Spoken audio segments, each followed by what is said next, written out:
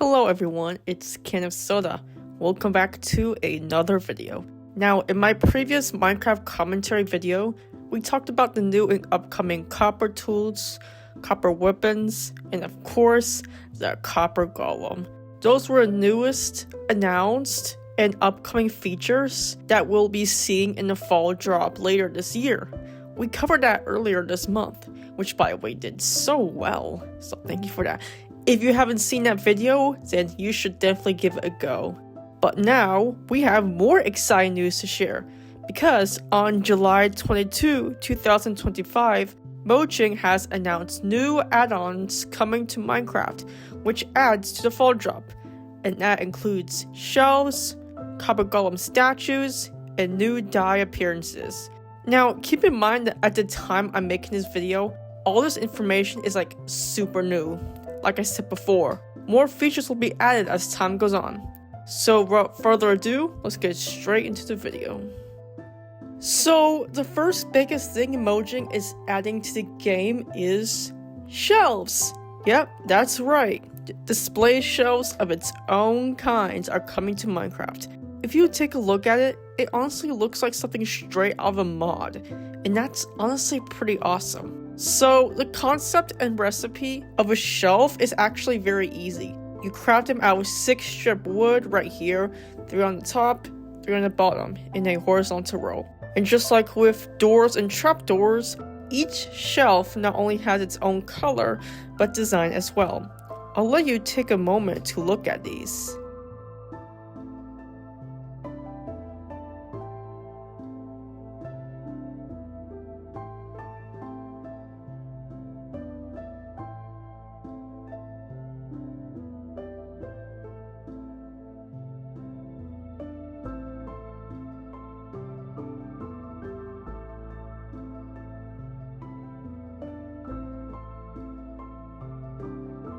Pretty, huh? So one shelf takes up 1 block, and there are 3 slots per shelf, meaning you can put 3 items in one shelf, 3 in another, etc, etc. You can place it on the wall for display in your home, shop, museum, whatever you're making. Although the design itself doesn't look like a traditional shelf you think of in real life, I think it looks cool, especially Minecraft-wise, and you don't have to worry about taking up space. You can just place the items neatly on the wall, just like that. In the past, when it came to usable shelves, I always built stairs on top of each other and a slab at the top. And I put a regular or invisible item frame on the stairs and place the item there. It looks nice, though sometimes it can look off, especially when you can see the item frame. And the shelf sometimes just feels claustrophobic. But the new shelf can fix that. You don't have to worry about item frames on stairs or anything take up space, etc, etc.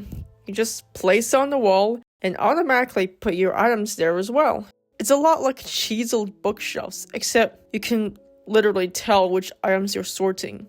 I've always been used to stair shelves method. I might still use this for decoration at times though, because why not? What's interesting about shelves is how they're redstone powered. Once it's powered up by redstone, the appearance of the shelf will change to this. It can power up to 3 shelves at once. And the best part, depending on how many shelves you power, up to 3 shelves, you can swap out the items in your hotbar. Meaning that if you power 1 shelf, it'll swap out 3 of your items. 2 shelves, 6 items, 3 shelves, all 9 items. Not sure how interesting or confusing that would go down for you, but hey, still pretty cool. Oh, and one more thing. Another way you can use them is for vertical slabs. Yeah, the one thing that the community has always been begging for.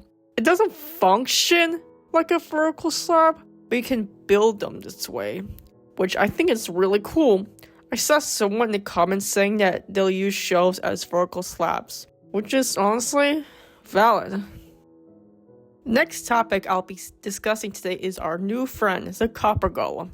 If you see my last video or have been keeping up the latest Minecraft news, you remember me talking about the copper golem's new inclusion to the game after it lost a mob vote several years ago.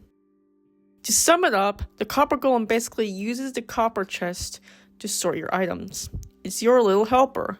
But a new use has been added to copper golems, and they are copper golem statues.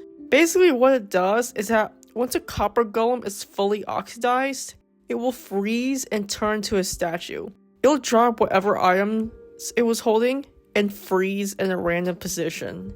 So once it reaches its final stage, your buddy will no longer be able to interact with you and turn permanent forever. Poor guy. Although I do believe that you can make it move again with an axe, though correct me if I'm wrong. However, one good thing about copper golem statues is that you can use them for decorations, and even when they turn to statues, their name tag will still be there. Isn't that nice? You can use a statue in like a museum, some sort of banquet area, a rich mansion, etc. Oh, and remember I said in my last video how I was wondering how would the copper golem's code with the item sorting gonna work? Well, they added on to that. Here's a list of things that the copper golem would do when sorting your items. They will now interact with trap chests. It sorts differently named items of the same type together, even when durability is different.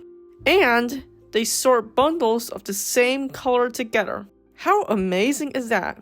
I had a feeling that they would sort wood planks and stuff together anyway, so win-win. There are other small changes to copper golem which are important, but these were the main bits I wanted to discuss. Now on to the next one. So, the next thing we're going to be talking about is the dye.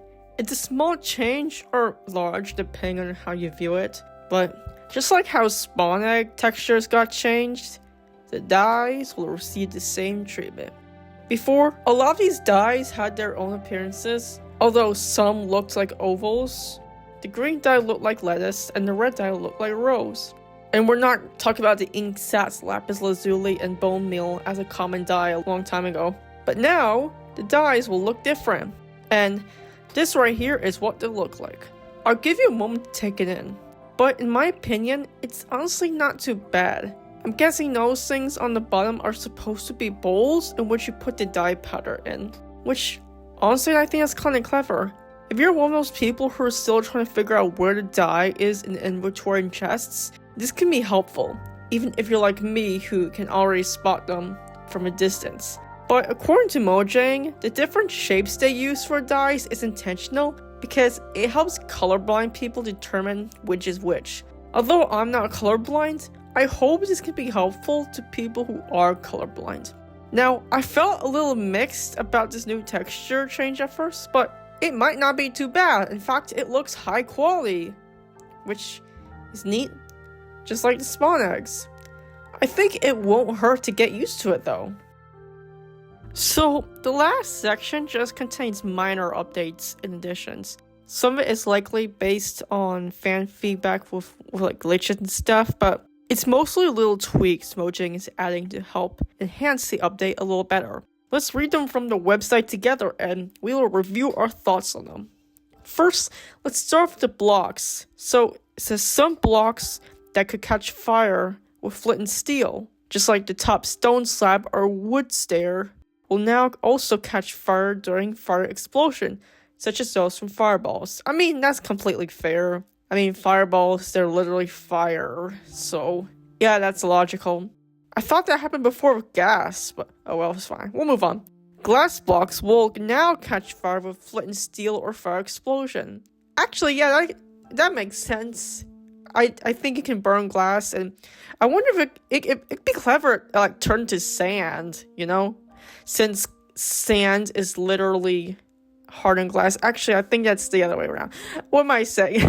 Let's move forward. And it fixed a bug where placing water from a water bucket onto a block containing another block, like a button or a lever, would not allow the user to remove that water block afterwards. Not sure what that's about, but okay. That's interesting. Moving on. Of course, we're going to move on to copper chests and equipment. And honestly, it makes sense for them to add a little tweaks to the upcoming copper editions. After all, the fall drop will be changing the way we use copper.